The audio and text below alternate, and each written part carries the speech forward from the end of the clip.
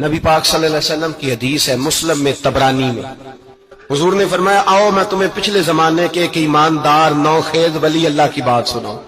پچھلے زمانے حضور نے فرمایا پچھلے زمانے میں ایک بادشاہ جادو کے زور پہ حکومت کرتا تھا۔ جادوگر بوڑھا ہو گیا تو کہنے لگا بادشاہ کوئی نوجوان میرے پاس بھیج دے، اب میں بوڑھا ہو گیا ہوں میرا پتہ کوئی نہیں کب مر جاؤں۔ ایک نوجوان کی ڈیوٹی لگائی، بڑا زیرک سمجھدار، اپنے رعایا میں سے چن کے جو ذہین فطرت مزاج بچہ تھا وہ اس نے لگایا۔ اللہ کے محبوب علیہ الصلوۃ والسلام فرماتے ہیں بچہ جادو سیکھنے لگا، وقت گزرنے لگا۔ بچہ جب جادو سیکھنے جاتا تو رستے میں ایک راہب بھی تھا جو انجیل جانتا تھا، وہ اللہ اللہ سکھاتا، لوگوں کو حضرت عیسیٰ علیہ السلام کی تعلیمات سے آگاہ کرتا۔ اس نے دیکھا کہ یہاں بھی لوگ اکٹھے ہیں تو وہ بچہ اس راہب کے پاس بھی اٹھنے بیٹھنے لگا۔ اب جب اس کے ساتھ اس کی گفتگو بڑھنے لگی تو اس کو باتوں میں لذت آنے لگی۔ اس نے راہب نے پوچھا کہ تو کون ہے اور کس طرح سے آیا ہے، کیا تیرا معاملہ ہے؟ اس نے کہا جی میں جادو سیکھنے جاتا ہوں، آپ کی باتیں مجھے بڑی اچھی لگتی ہیں۔ اس نے کہا دین سیکھ، جادو سیکھنے والے کافر ہو جاتے ہیں، قرآن و دین سیکھنے والوں کو اللہ کامل ایمان عطا فرماتا ہے۔ فرمایا یہ سیکھ۔ بچہ بیٹھنے لگا، اس کے پاس آنے لگا، باتیں دل میں گھر کرنے لگی۔ ایک وقت آیا کہ مسلمان ہو گیا، اور مسلمان کیسے ہوا؟ بچہ کہتا ہے میں تجربہ کر کے ہوا، اب میں تھوڑا سا وقت جادوگر کے پاس بھی جاتا اور باقی سارا وقت وہاں بیٹھتا۔ میں ایک دن جا رہا تھا تو رستے میں اژدہا تھا، بہت بڑا سانپ تھا، رستہ روک کے کھڑا تھا۔ یہ حضور نے بیان کی حدیث۔ نبی پاک صلی اللہ علیہ وسلم فرماتے ہیں بچہ کہتا ہے کہ رستے کے اندر سانپ ہے، رستے بند ہے، لوگ چھتوں درختوں پہ چڑھے ہیں، راش ہے۔ کہتے چھوٹا سا روڑا میں نے اٹھایا تو میں نے کہا اللہ اگر جادوگر سچا ہے تو اسے مار دے۔ چھوٹا سا روڑا میں نے پھینکا، اژدہا کوئی نہ مرا۔ پھر چھوٹا روڑا اٹھایا، میں نے کہا اللہ اگر وہ عالم سچا ہے تو اسے مار دے۔ اب جب میں نے روڑا مارا تو اژدہا مر گیا۔ میرے اندر سے گواہی آئی نہیں دین کی باتیں سچی ہیں، نہیں قرآن کی باتیں اسلام سمجھانے کے لیے عرض کر رہا ہوں، اگرچہ اس دور میں انجیل تھی۔ اللہ رسول کی باتیں اچھی ہیں۔ کہتے میں مسلمان ہو گیا، اب میں نے راہب کے پاس ہی رہنا شروع کر دیا، جادوگر کے پاس چھوڑ دیا اس بچے نے آنا۔ بادشاہ پوچھتا کہاں زیادہ وقت گزارتے ہو تو وہ بات گول کر دیتا، وقت تیزی سے بڑھنے لگا۔ اللہ نے اس نوجوان میں طاقت پیدا کر دی، اب وہ اس کے اندر نا اللہ نے توانائی روحانیت پیدا کر دی، ابھی جوان ہے، 14-15 سال عمر ہے۔ اللہ نے اب جو بیمار بھی آتا وہ دعا کرتا تو اللہ صحت عطا کر دیتا، جو بھی آتا۔ بادشاہ کا ایک درباری تھا، بادشاہ کو پنکھا جلتا تھا، وہ اندھا ہو گیا، کوئی ایسی تکلیف آئی کہ نابینا ہو گیا، بڑے علاج کرائے شفا نہیں ہوئی۔ کسی نے اس بچے کا پتہ بتایا کانوں میں، اس کے پاس گیا تو بچہ کہنے لگا شفا تو ہو جائے گی پر کلمہ پڑھنا پڑے گا، مسلمان ہونا پڑے گا، جس پیغمبر کا میں غلام ہوں تجھے بھی بننا پڑے گا، دین پہ عمل کرنا پڑے گا، اللہ شفا دیتا ہے۔ اس نے کہا تو مجھے کلمہ پڑھا، مجھے شفا دے، میں تیار ہوں۔ اس نے کہا شفا تو اللہ دیتا ہے۔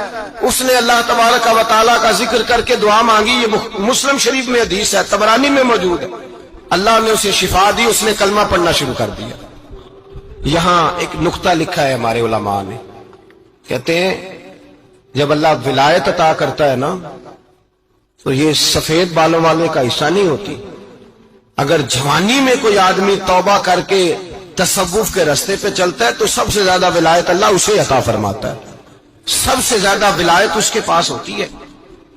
ابھی اس کے بال کالے ہیں، چڑھتی جوانی ہے، دعا کی تو اللہ نے، اور حدیث پاک میں موجود ہے کوڑے آتے تو شفا یاب ہو جاتے، اندھے آتے تو شفا یاب، برس والے آتے تو اللہ سے دے۔ جوان ہے آدمی جس کی آنکھیں ٹھیک ہوئی تھی، بادشاہ نے پوچھا کہ کیسے شفا ملی تو کہنے لگا میرے رب نے شفا دی۔ بادشاہ سجدے کراتا تھا، اپنے آپ کو منواتا تھا معاذ اللہ، کہنے لگا میرے علاوہ کون رب ہے؟ اس نے کہا وہی رب ہے جس نے تجھے پیدا کیا ہے، اور وہی رب ہے جس نے مجھے اندھے کو آنکھیں دی ہیں، وہی ہے میرا مالک۔ کہا اچھا تو مجھے نہیں مانتا؟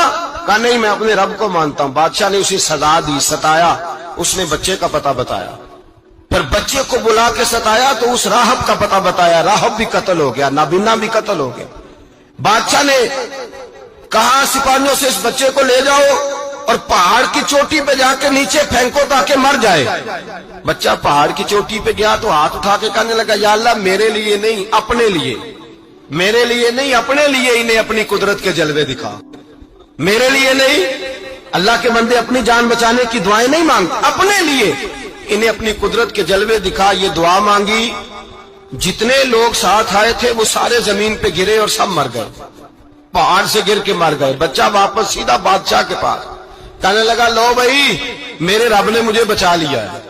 جوان کا ایمان دیکھو، میرے رب نے مجھے، بولو میرے اللہ نے مجھے ایمان کی گواہی دے رہا، میں بچ گیا ہوں، تو جھوٹا ہے، میرا رب سچا ہے۔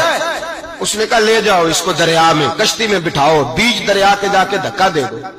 بیٹھے کشتی میں، دریا کے بیچ گئے، اور جب جا کے وہاں اس کو دھکا دینے لگے تو اس نے کہا اللہ میرے لیے نہیں اپنے لیے، انہیں اپنی قدرت کے جلوے دکھا۔ بس ایک طوفان سا آیا، جتنے سپاہی ساتھ آئے تھے ڈوب کے مر گئے۔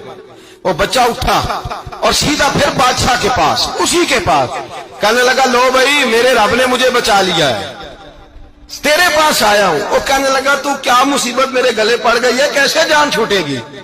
تو بچہ کہنے لگا اگر تو مجھے باندھے درخت کے ساتھ اور سارے ملک کو بلائے، لوگوں کو اکٹھا کرے، پھر تو مجھے تیر مارنا، میں تجھے بتاؤں گا کیسے مارنا ہے، میں مر جاؤں گا۔ اللہ کا بندہ نوجوان، ایمان دیکھو، مرنے کے طریقے بتا رہا ہے، میں تجھے بتاؤں گا میں کیسے مروں گا۔ یہ بات کہی، بادشاہ نے سارا مجمع جمع کیا، ملک سارا باہر آ گیا، درخت کے ساتھ باندھ دیا۔ کہنے لگا بھائی لوگوں یہ مجھے مارنا چاہتا تھا، مار نہیں سکا، اب میں اسے بتانے لگا ہوں کہ میں کیسے مروں گا۔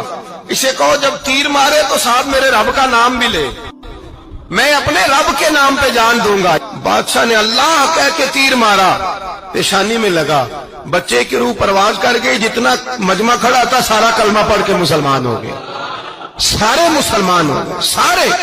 میرے رسول پاک سید عالم صلی اللہ علیہ وسلم نے نوجوانوں کو بتایا جب تمہارے اندر ایمان کی قوت آئے گی تو اللہ تمہاری مدد کرے گا۔